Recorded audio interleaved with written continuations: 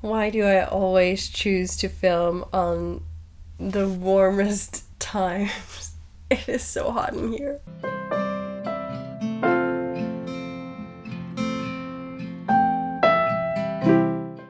Hello and welcome to my channel, The Danish Readaholic. My name is Silke and today I will be doing another haul. I've got no self-control. Last time I did a thing where I would read the blurb of the book and then show the book. I don't know if I'm going to be doing that this time. I am going to be reading the blurb, but you're just going to have to deal with my reading face, apparently. We're just going to go through this. This is a shorter haul. We have 11 books to talk about. I do have a 10 book limit, but when I receive 3 books at a time, and that will be 9, 10, 11, I will obviously do 11 and not only 10. So I think without further ado, we should just get into it so that we can move on.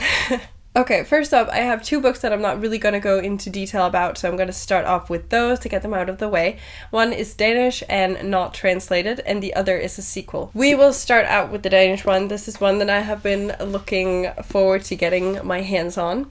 I got a gift card for a local bookstore, so I might have broken the rules, my book game rules, by getting this, but since it was a birthday gift, like the gift card, and the gift card was the exact amount that I needed to buy this book, so I didn't really count it as me cheating, but I might be wrong. But the book is this one. It's called Nattexpressen, and it's by Karen Erlendsson and Peter Berting. It is translated to The Night Express. It gives me the Polar Express vibes. Isn't that what it's called? It isn't Danish, like Polar Expressen, but anyways, this is a Christmas calendar book, and this is the Christmas calendar book I'm going to be reading this year. So we have 24 chapters, and I believe that we're following a girl who's gonna visit her grandmother, but this time it's not as it seems because the grandmother keeps talking about random stuff, and she's very forgetful, and she is talking a lot about a silver key without explaining where it is. I'm guessing we're gonna go on an adventure, and I am excited. It's not as long as the one that I read last year, which makes me kind of hopeful that I can actually do this one physically, because last time I did an audio, which was fine, but I don't know, I prefer that when I have it, I want to read it physically. But that was the first one, and I'm excited. The next one I'm currently reading and have been reading for way too long, so hopefully I'm gonna get that out of the way soon, and that is Master of Iron by Tricia Levenseller. This is the sequel to Blade of Secrets. I misplaced the book.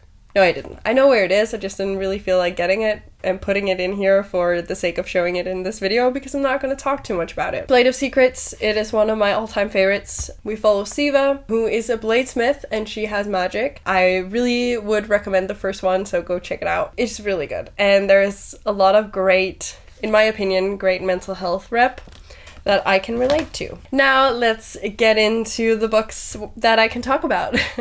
First up, and I have already read this, Lore Olympus by Rachel Smythe, I think. I read this the day that I got it. It is a graphic novel, and it's beautiful, and it follows Hades and Persephone. I want to say that it's a little bit less fantasy than I thought it would be, but there's still like fantasy elements, like he still lives in the underworld and everything, but it's more realistic. I don't know how to explain it, but it's really good, and I think most people have already heard about this one, so I'm not really going to do much of a synopsis for this one. I read it in a day, and now I need to get my hands on the second one. So Lore Olympus was a part of my recent spree that I won in the beginning of this month, and I have already gotten 4 other books, like aside from Lore Olympus, and I'm still waiting on a couple. Let me show you the ones that I also got. I also got She Who Became the Sun. I have heard so great things about this one that I just needed to get my hands on it ASAP.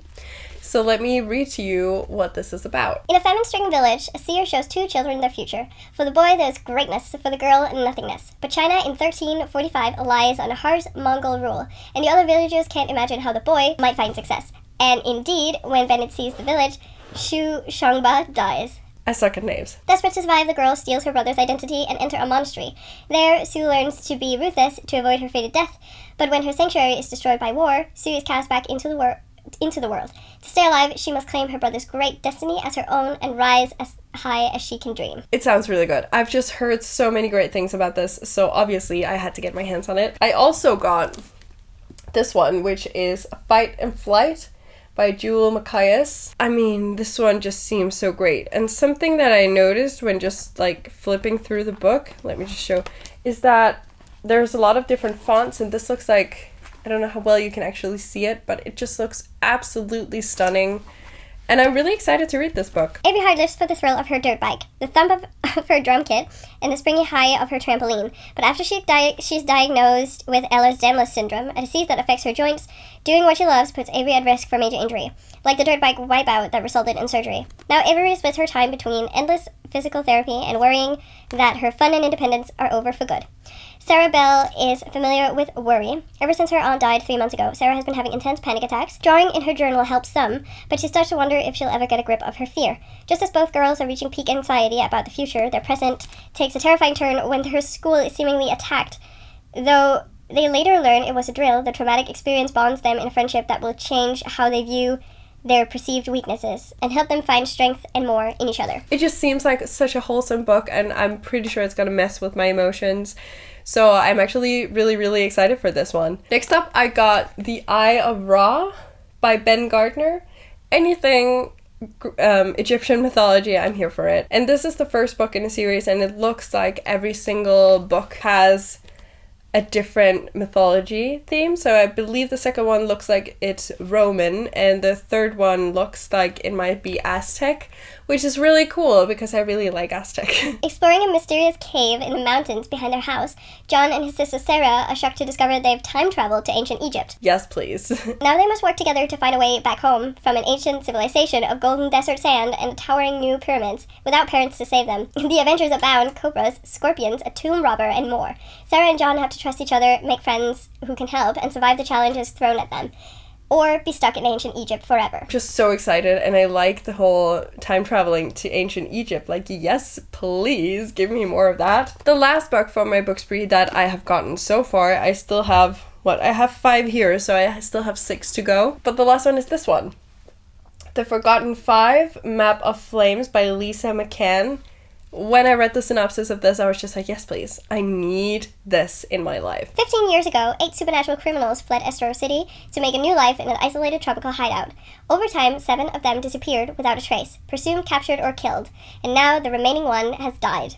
Left behind to fend for themselves are the criminals' 5 children, Birdie, Brix, Seven, Tenor, and Cabot, each with superpowers of their own. Then Birdie finds a map among her father's things that leads to a secret stash and a note. Go to Estero, find your mother, and give her the map. The 5 have lived their lives in isolation. What would it mean to follow the map to a strange world full of things they've only heard about, like cell phones, cars, and electricity?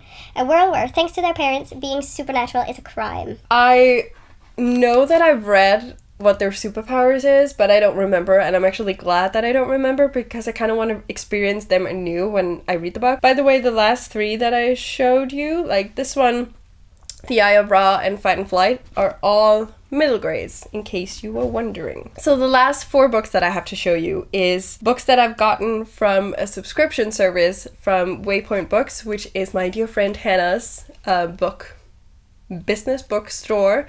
And I freaking love it. Like every month she has this book subscription that you can get. You have 2 tiers. I think it's half moon and full moon, if I'm correct. I'm getting the full moon one, so I get 2 books every month.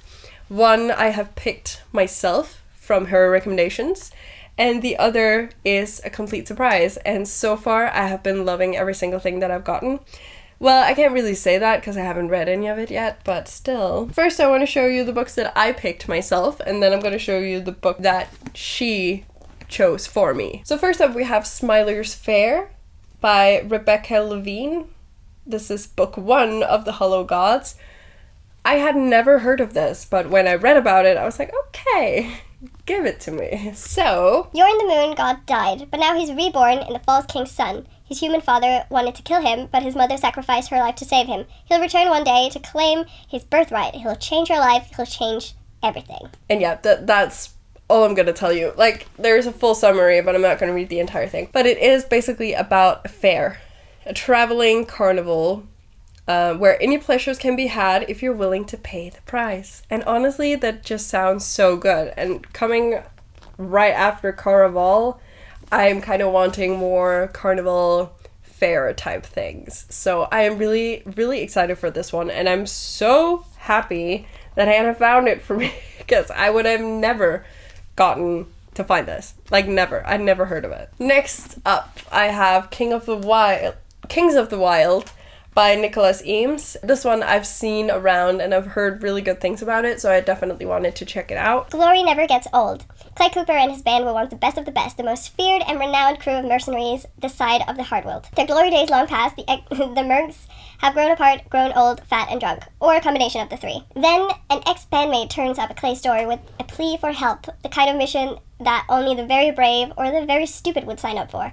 It's time to get the band back together. I am beyond excited for this one. It sounds like it's going to be so much fun, and I am just excited, because this is like, it's different from what I normally read, but it also sounds like straight up my alley, and that is where I think Hannah is doing like a great job with the recommendations, because as I just said, it's different from what I would normally read, but there's just elements to it that makes me so intrigued by this book, so I feel like she has my taste down to a T. Next up, we have In the Ravenous Dark by A.M. Strickland.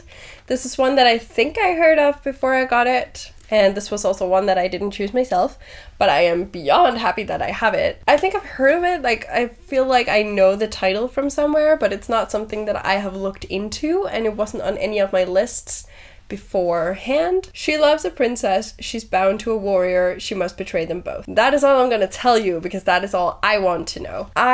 Just that is enough for me to be super excited about this book. Final book we have here is We Are Blood and Thunder by Kezia Lupo. This is also one that I hadn't heard about, like, ever. So I am beyond happy to have this, because it sounds like so good. In a city where magic is feared and the dead are worshipped, life is overshadowed by a powerful and devastating storm cloud. One young woman is running for her life, another is trying to return home. Both are looking for a place where they belong, but what Lena and Constance don't realize is that the storm clouds bind them. Without each other, neither can get what she desires. I mean, doesn't that just sound so good? I am so excited to see where this goes, because the synopsis doesn't really give me anything, but it also gives me a lot. Like, it gives me all the excitement that I need, but it doesn't give away too much, in my opinion. I feel like I got a good stack here, and hopefully it will be a while for the next haul. As I said, I do have 6 books coming, so and then just 2 more months of the book subscription from Hannah, and then I will be at 10 again. So who knows, you will see another haul before the end of the year, because as I said, 2 more months and then I have 6 books coming. You will see another haul before the end of the year, but probably only 1 more haul this year. Well, aside from Christmas haul, but that is not only books. Now my camera is blinking at me and I know how bad my battery is, so I'm gonna say thank you so much for watching. Please leave a comment telling me which of these books you are most intrigued about. If you just want to let me know that you're here but don't know what to comment, you can always leave a green heart. If you like this video, please hit the like icon, and if you want to see more of my bookish content, please consider hitting that subscribe button. It will mean the world to me. And until I see you next time, bye!